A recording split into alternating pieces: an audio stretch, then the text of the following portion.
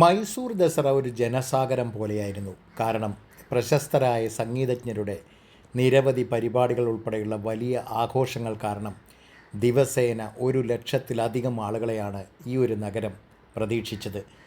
കൊട്ടാരം, കലാമന്ദിര, ജഗൻമോഹൻ പാലസ് തുടങ്ങിയ വേദികളിലെല്ലാം ആളുകൾ തിങ്ങി നിറഞ്ഞു.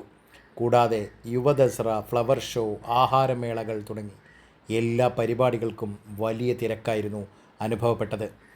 അവസാന ദിവസത്തെ ജംബോ സവാരി അതുപോലും ഒരു ഘോഷയാത്ര കാണാനും, അതേപോലെ തന്നെ ലക്ഷക്കണക്കിന് ആളുകൾ മൈസൂർ കൊട്ടാരത്തിന് ചുറ്റും 5 കിലോമീറ്റർ നീളമുള്ള രാജമാർഗത്തിലുമെല്ലാം തടിച്ചു കൂടുകയായിരുന്നു. എല്ലാ നെറ്റ്വർക്കുകളും സ്തംഭിച്ചു പോയി എന്നുള്ളതാണ് യാഥാർത്ഥ്യം. കാര്യമായിട്ട് ഓൺലൈൻ പേയ്മെൻറ്റുകൾ നടത്താനൊന്നും കഴിഞ്ഞിരുന്നില്ല എന്നുള്ളതാണ്.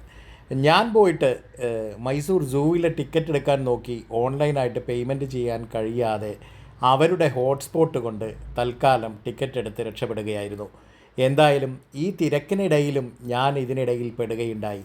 ബൈക്കുമായി രാജമാർഗിൽ ഞാനൊരു മുക്കാൽ മണിക്കൂറോളം ട്രാഫിക് സിഗ്നലിൽ കുടുങ്ങിക്കിടന്നു. സിഗ്നലുകളൊന്നും വർക്ക് ചെയ്യുന്നുണ്ടായിരുന്നില്ല.